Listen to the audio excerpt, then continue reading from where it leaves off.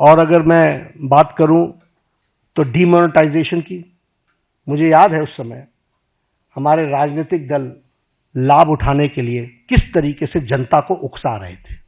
आप भूल गए होंगे, मैं भूलता नहीं, किस तरीके से जनता को उकसा रहे थे।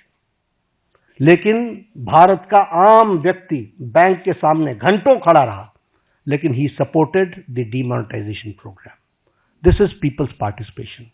और ये मैं इसलिए बताना चाहता हूं कि लीडरशिप पर भरोसा होता है तो किस तरीके से जनता बिहेव करती है, this we have to understand. अगर मैं बात करूं न्यू एजुकेशन पॉलिसी की, यही देश है जहां एजुकेशन पॉलिसी को लेकर एजुकेशन की मिनिस्टर्स की कॉन्फ्रेंस एक साथ नहीं हो पाती थी। वहां आज हम एजुकेशन पॉलिसी पर एक साथ आ गए। क्यों?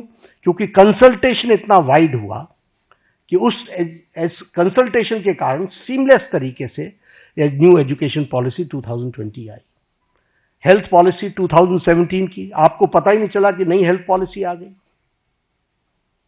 आपको इसलिए नहीं पता चला क्योंकि कोई झगड़ा नहीं हुआ, कोई इश्यू क्रिएट नहीं हुआ, कोई ऐसी चीज नहीं आई। और कंसल्टेशन इतनी वाइड हुई और इतनी होलिस्टिक अप्रोच में हुई कि वह सब भी आप लोगों ने देखा है।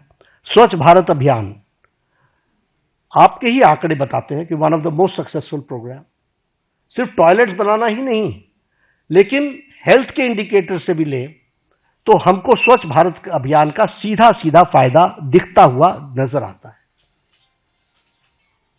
जब हम देखते हैं कि हमारे बच्चों के जो उनको जो प्रॉब्लम्स होती थी उसमें डिक्लाइन आ गया है, तो ये सारी बातें हमको जनता के सपोर्ट से मिली हैं। जब मैं ट्रांसपेरेंट गवर्नमेंट की बात करता हूं तो आपने देखा होगा डीबीटी का लगभग 130 टाइम्स ट्रांजैक्शन बढ़ गया है। और उसी तरीके से जैम ट्रिनिटी ने 3.9 लाख करोड़ की लीकेज को रोका है। और उसी तरीके से हमारे ट्रांसपेरेंट टैक्सेशन को और उसको भी हम लोगों ने लॉन्च किया ताकि ट्रांसपेरेंट टैक्सेशन का प्रोसेस को अडॉप्ट करे और कोई भी ऑनेस्ट टैक्स पेयर को उसका लाभ मिल सके। प्रगति के माध्यम से सारी स्कीम्स को एक तरीके से कोशिश की गई है कि जो रुके हुए प्रोजेक्ट्स थे जिसके बारे में चर्चा नहीं होती थी वह भी चर्चा हो और उसको भी सही ढंग से हम जनता के लिए समर्पित कर सके, इस बात का प्रयास हुआ है। कोऑपरेटिव फेडरलिज्म की अगर मैं बात करूं तो ये स्लोगन नहीं है, जीएसटी इज एन एग्जाम्पल और ये बोल्ड डिसीजन का एक एग्जाम्पल है। आखिर जीएसटी के पीछे डेलिब्रेशंस तो सालों से चल रही थी, why it was not implemented.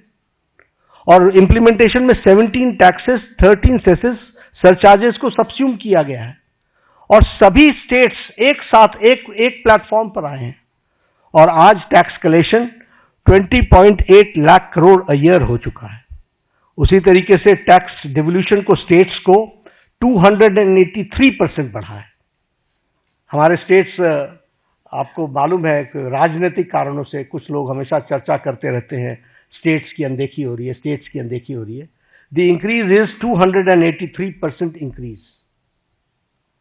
और मैं बतौर हेल्थ मिनिस्टर कहता हूं कि जब भी कोई आता है हम हमेशा सबको बोलते हैं finance is not the problem, implementation is your problem. आप उसको इंप्लीमेंट करो, फाइनेंस की कोई प्रॉब्लम नहीं।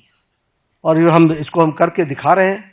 उसी तरीके से हमारी नीति आयोग की रेगुलर मीटिंग्स होना, चीफ मिनिस्टर्स का पार्टिसिपेट करना, कोरोना के दौरान 11 फॉर्मल मीटिंग्स हुई। इसलिए कोऑपरेटिव फेडरलिज्म में सबको साथ लेकर के चलने का मोदी जी का मन और मोदी जी के द्वारा हमेशा उसको आगे बढ़ाने का काम किया गया है। और स्टेट्स को, और प्रधानमंत्री जी ने तो कई बार कहा है कि अगर देश को आगे बढ़ाना है तो हमको प्रदेशों को आगे बढ़ाना पड़ेगा। और ये एस्पिरेशनल डिस्ट्रिक्ट्स के लाने के कॉन्सेप्ट किसने दिया? ये मोदी जी ने दिया। ये स्टेट्स के ही तो डिस्ट्रिक्ट्स हैं जिनको मेन स्ट्रीमिंग करने का और उनको ताकत देने का काम किया जा रहा है।